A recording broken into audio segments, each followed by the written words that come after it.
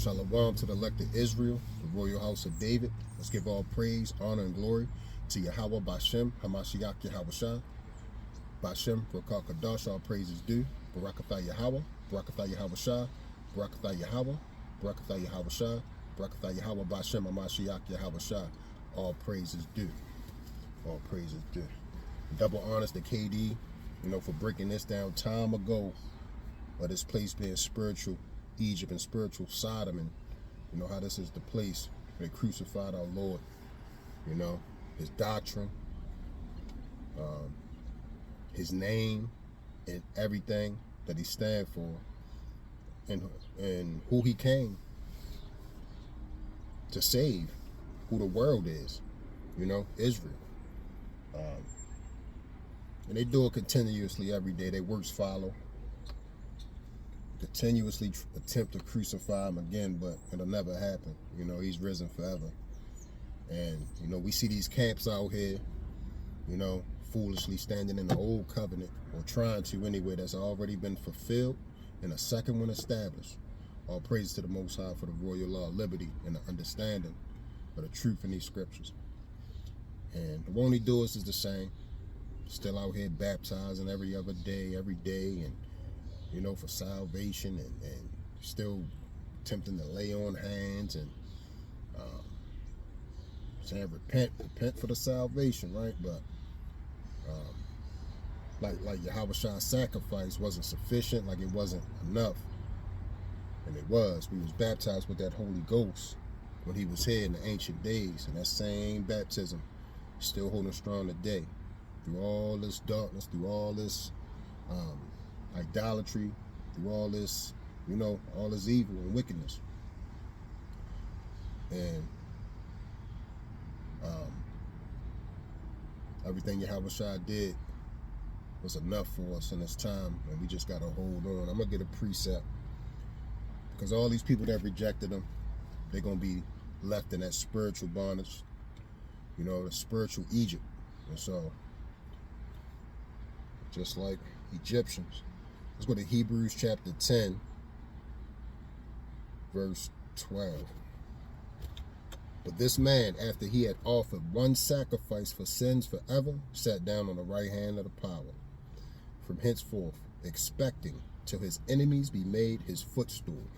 So everybody that rejected Yahweh Shah, that's his enemies. And his enemies now, because they're doing the same thing now. Camps only do it to and you got, you got all different types of, religions and whatever you want, whatever you want to call it. But we know they're not in this truth. They're not of the elect. And so all praise to the Most High for the comfort that he give us, through this truth, and giving us clear eyes to see and clear ears to hear. So I'm going to touch on some of that comfort that we have, because, the same way that the Most High looked down on our affliction when we was in Egypt the first time, it's crying because of the bondage, crying because of the servitude, and doing the same thing now. And I'm going to touch on that. Let's go to Isaiah chapter 40, start at verse 1. Comfort ye my people, said your power. Speak ye comfortably to Jerusalem, and cry unto her, that her warfare is accomplished, that her iniquity is pardoned, for she have received of the Lord's hand double for all her sins. And so we know that our iniquity was pardoned through our confession and our belief on his beloved Son, Yahweh Shah, and that holy baptism that we received then, because of our faith in him, because of our belief in our confession, right? Verse 3, the voice of him that crieth in the wilderness, prepare ye the way of the Lord, make straight in the desert a highway for our power. Every valley shall be exalted, and every mountain and hill shall be made low, and the crooked shall be made straight, and the rough places plain. And the glory of the Lord shall be revealed, and all flesh shall see it together, for the mouth of the Lord have spoken it. So we know that John the Baptist paved the way for Yahweh Shah. Yahweh Shah came and, did many wondrous works all through the spirit and power of Yahweh by Shem Yahweh Shah. And, it wasn't easy, but, no love is greater than a man would lay down his life for his friends, and that's what Yahweh Shai did for us, man. We gotta appreciate every second of it. So the strength we got right now is our faith. You know, we had the faith then and confessed, so our faith is what's going to get us through now, matched with action. You know, because the faith without the works is dead. So the talk, the walk, both got to match. And so for the elect, these dry bones, you know, with all these years that we was in the dark, you know, living all types of ways and, you know, partying, drinking, and not really giving a damn about nothing, really. Not knowing our purpose.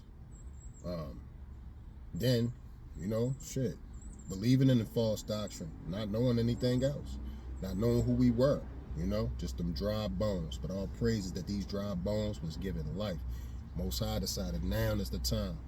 Now was the time to show the elect mercy, the ones who repented and listened to Yahweh Shai. Now was the time he decided to show us that our redemption draweth nigh. These dry bones was given life. And so we sitting down comfortably, you know, for one, because he commanded.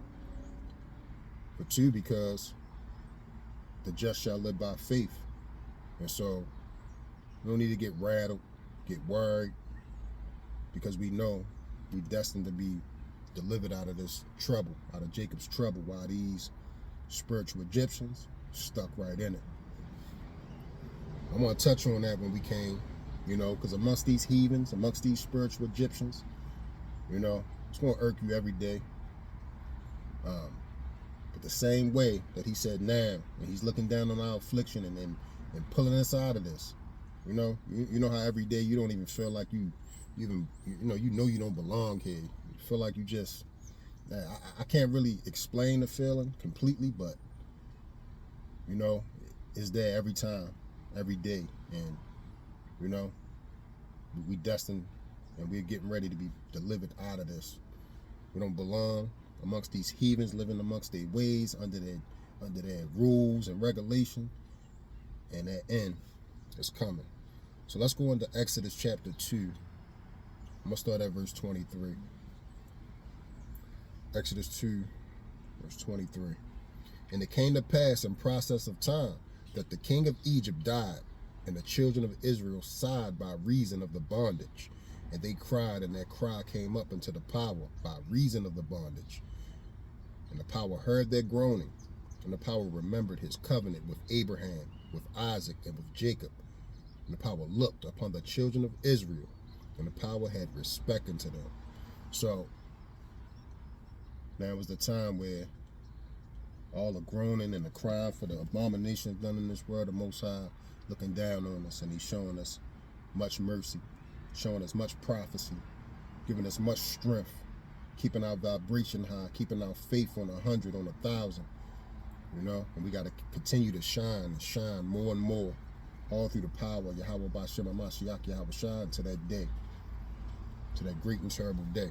And so it was tough, you know. Moses had a tough task, and Israel had a very short memory, you know. When the Most High came to Moses and he turned the rod to the snake back to the rod, changed his armor, leprous color back to his original color, and showed the people. And let's get that real quick. Let's go to Exodus chapter 4. So all the power that the Most High gave Moses to show, the people, so that they would, believe. When they believed when he showed them, when they seen it with their eyes. It's Exodus chapter 4, verse 29. And Moses and Aaron went and gathered together all the elders of the children of Israel. And Aaron spake all the words which the Lord had spoken unto Moses, and did the signs in the sight of the people. And the people believed. And when they heard that the Lord had visited the children of Israel, and that he had looked upon their affliction, then they bowed their heads and worshiped. So when they saw those signs that Moses did in front of them, they believed. And we know that a true believer You know, especially in this time with the wisdom and knowledge we're blessed to have. You know, we know that a true believer, a true worshiper is one, you know, that worship without seeing. And so they saw it and they believed, you know. Most High didn't have to do that, but he did it, you know, because we was in a long bondage, 400 plus years. And so let's keep pushing forward. Let's jump forward to Exodus chapter 6. And I'm touching on just different little instances when we was being poured out, just to kind of show the similarity to now. This is Exodus chapter 6, verse 6. Wherefore, say unto the children of Israel, I am the Lord, and I will bring you out from under the burdens of the Egyptians, and I will rid you out of their bondage, and I will redeem you with a stretched out arm and with great judgments. And I will take you to me for a people, and I will be to you a God, and ye shall know that I am the Lord your power, which bringeth you out from under the burdens of the Egyptians. And I will bring you into the land concerning the which I did swear to give it to Abraham, to Isaac, and to Jacob. And I will give it to you in heritage. I am the Lord. And Moses spake so unto the children of Israel, but they hearkened not unto Moses for anguish of spirit and for cruel bondage. So they just now, not too long before this, they just saw wonders. You know, they saw some of the power that the Most High gave Moses, allow him to do in front of them, for them to be a witness, and they believed. But because of the affliction, because, you know, we wasn't released immediately, you know, that short memory, they forgot all about what they just now witnessed. And it's kind of how it is now, you know, because a lot of these spiritual Egyptians, man, these people that actually somewhat come into the truth, you know, and blessed to hear the doctrine and all that. But the affliction, the pain or conflict, any type of situation arise, they don't believe no more. It's a distant memory for them. And it was like that when Yahweh Shah was here too. You had people that stopped following him once something was said they couldn't understand, or something was too difficult for them to process. You know, Israel got a short memory. But let's keep pushing forward in Exodus. Let's go to Exodus chapter 12, verse 29. And it came to pass that at midnight the Lord smote all the firstborn in the land of Egypt, from the firstborn of Pharaoh that sat on his throne unto the firstborn of the captive that was in the dungeon, and all the firstborn of cattle. And Pharaoh rose up in the night, he and all his servants, and all the Egyptians, and there was a great cry in Egypt, for there was not a house where there was not one dead. And he called for Moses and Aaron by night, and said, Rise up, and get you forth from among my people, both ye and the children of Israel, and go serve the Lord, as ye have said. Also take your flocks and your herds, as ye have said, and be gone, and bless me also. And the Egyptians were urgent upon the people, that they might send them out of the land in haste, for they said, We be all dead men. And the people took their dough before it was leaving, their kneading troughs, being bound up in their clothes upon their shoulders. And the children of Israel did according to the word of Moses. And they borrowed of the Egyptian jewels of silver, and jewels of gold, and raiment. And the Lord gave the people favor in the sight of Egyptians, so that they lent unto them such things as they required, and they spoiled the Egyptian. So, after Israel learned of the Passover, you know, they woke up to see all the firstborn of the Egyptian slain, and the cattle slain, and just like he said, spoiled their goods, took jewelry, clothes, everything. And so, you know, they back in, you know, back in that believing spirit now.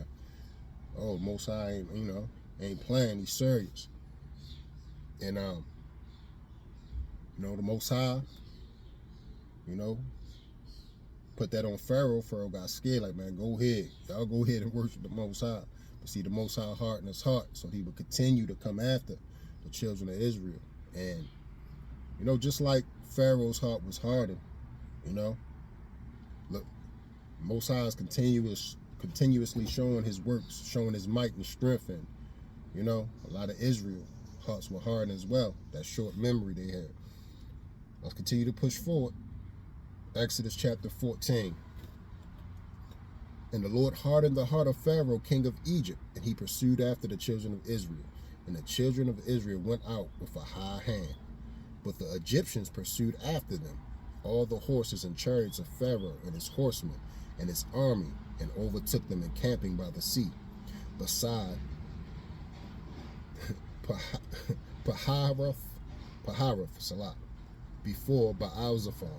And when Pharaoh drew nigh, the children of Israel lifted up their eyes, and behold, the Egyptians marched after them. And they were sore afraid, and the children of Israel cried out unto the Lord.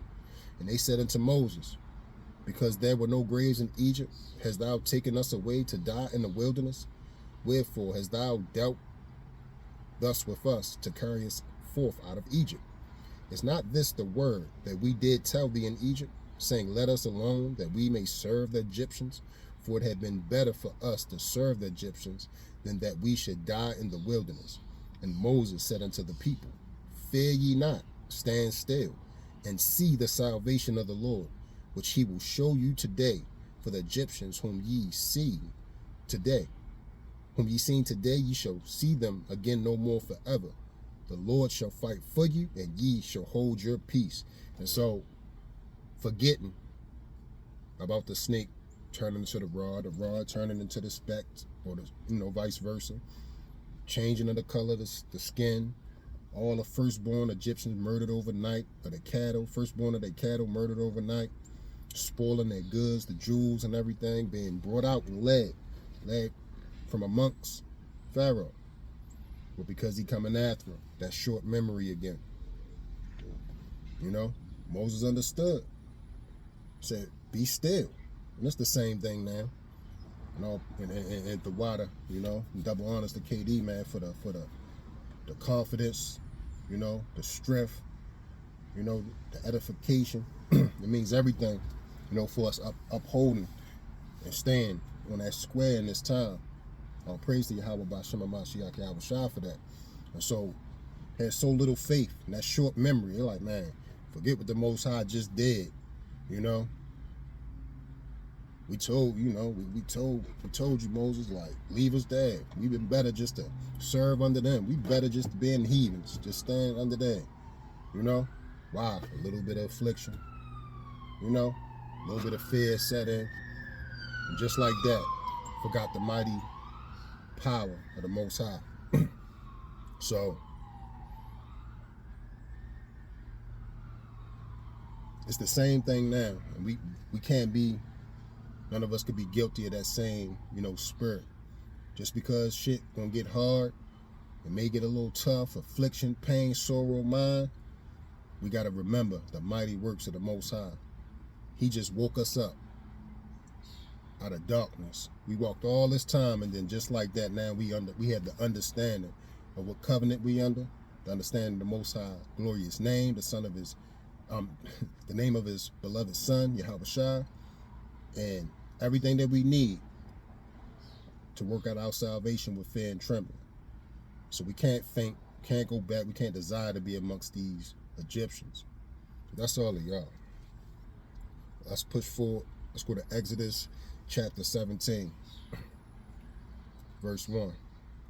And all the congregation of the children of Israel journeyed from the wilderness of Sin, after their journeys according to the commandment of the Lord, and pitched in Rephidim, and there was no water for the people to drink. Wherefore the people did chide with Moses, and said, give us water that we may drink. And Moses said unto them, why chide ye with me? Wherefore do ye tempt the Lord? And the people thirsted there for water, and the people murmured against Moses, and said, wherefore is this that thou hast brought us up out of Egypt to kill us and our children and our cattle with thirst? And Moses cried unto the Lord, saying, what shall I do unto this people? They be almost ready to stone me.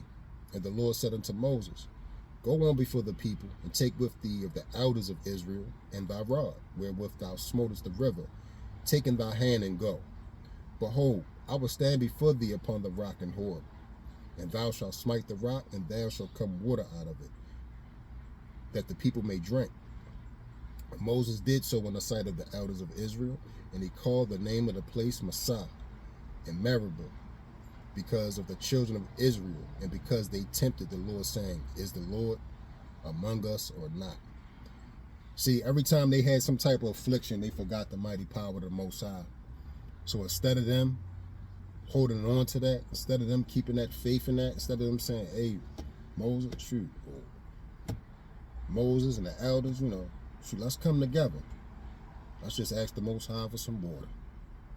They got a chide, murmur, backbite. It's the same thing now because stuff ain't happening, when people want it to. See, the Most High long suffering, and we have to have that same long suffering spirit. However long it take, that's how long we're willing to stand on this square and never shaking off of it. And so instead of them just asking the Most High, because they was thirsty, they chide. Oh, you want to kill us in this wilderness? Again, designed probably to go back and just be Egyptians. I'm gonna get a precept out of the Apocrypha, and this is Ecclesiasticus chapter 11. Out of the Apocrypha, Ecclesiasticus chapter 11. I'm gonna start at verse 24.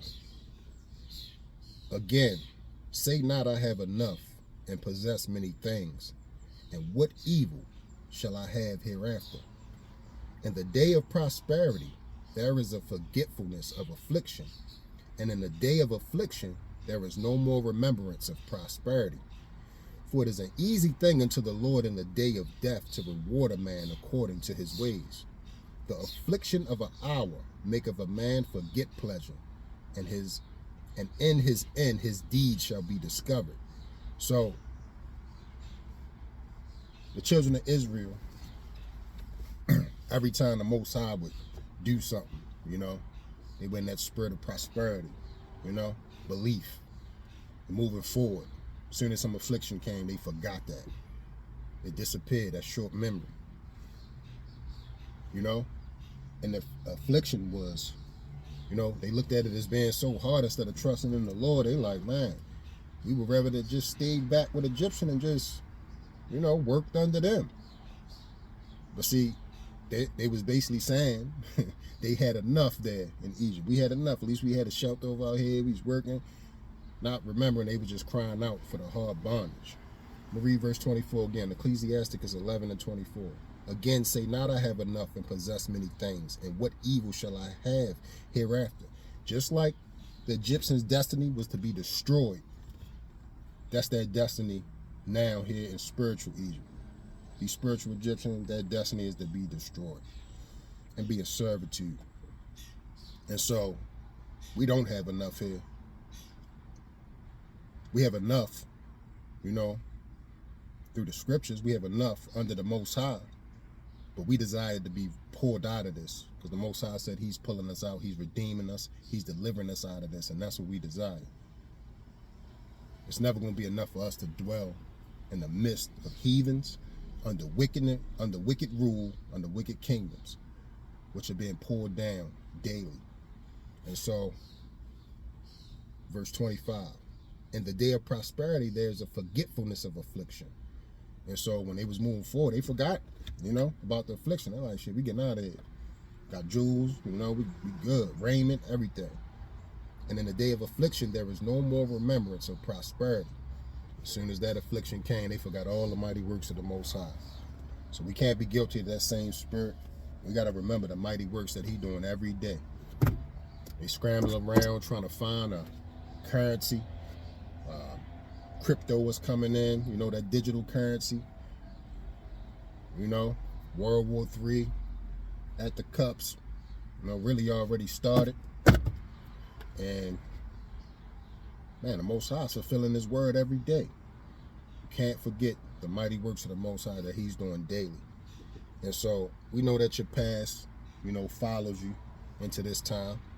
And it was the same thing when Yahweh Shah came down. Same thing. When he came down, a lot of people saw the mighty works that he did. But it came to a certain point. They're like, know about that. Turned away and stopped following. And Yahweh Shah turned to the disciples like, will you stop following me too? In fact, let me get a precept. Let's go to John chapter 6. Because, you know, it's people that's here and see it and have seen it and still don't believe. And it lines up with the word. Let's go to John chapter 6, verse 32. Then Yahushua said unto them, Verily, verily, I say unto you, Moses gave you not that bread from heaven, but my Father giveth you true bread from heaven. For the bread of the power is he which cometh down from heaven, and giveth life into the world. Then said they unto him, Lord, evermore give us this bread. And Yahushua said unto them, I am that bread. I am the bread of life. He that cometh to me shall never hunger, and he that believeth on me shall never thirst. But I say unto you that ye also have seen me and believe not. Same thing when we was coming out of Egypt. They seen the mighty works of the power that he was, you know, giving them, you know, witness to. Seeing it and still believe not. And so a lot of people turn. And you see it now, spiritual Egyptians, even people that, you know, can make it to understand, you know, what covenant we under in the name of the Most High and everything, but not the true faith. See, that faith comes with the conviction and it comes with the belief in the truth. They turn away or they fall off. And so we can't let our situation, can't let the affliction, can't let the pain and all the curses that we under ever let our eyes be taken off the mighty works of the Most High. And all praises to Yahweh B'Shem HaMashiach, Yahushua, for every work, for every curse, for every lesson, for every blessing. Everything was necessary for us to go through to make it to this point, to know that we at the doors, the gates of deliverance. Our redemption draweth nigh. So when you desire, you know, to stay in this wicked economy and stand for anything here, oh, you know, you got a lot of people that just want peace. Rather just work, you know, collect my retirement, you know, I could retire in some years and you know, just want peace. I don't want the drama and all that when we're in the worst time in human history and this earth is about to get judgment put on it. Not peace. I mean, it's peace for the elect. Peace for the elect. So we got to remember that these afflictions are just for a short period. And we almost out of this. We got to keep that faith strong. Let me get a precept. This is 2 Corinthians chapter 4. 2 Corinthians chapter 4, verse 17. For our light affliction, which is but for a moment, worketh for us a far more exceeding and eternal weight of glory. While we look not at the things which are seen, but at the things which are not seen. For the things which are seen are temporal, but the things which are not seen are eternal. And so, yeah, we don't physically see ourselves delivered yet in our glorious, you know, new physical bodies that match these, you know, eternal spirits, these that repented spirits, elect spirits. But we know that it's coming. We know destruction to this kingdom that we under, and the rest of these evil kingdoms that rule, and it's coming to an end. 2 Corinthians 4:17, for our light affliction, which is but for a moment, worketh for us a far more exceeding and eternal weight of glory. What we got coming, it can't compare to none of this. So let's stay separate from these Egyptians, these spiritual Egyptians, and keep pushing and keep the faith and love for the Most High first and foremost. Always remember your first love. We live for Him, and everything that we do is for the kingdom and for our nation. So call halal, Yahweh B'Shem HaMashiach Yahushua, B'Shem Rakar Kadash, all praises due. Shalom, Israel.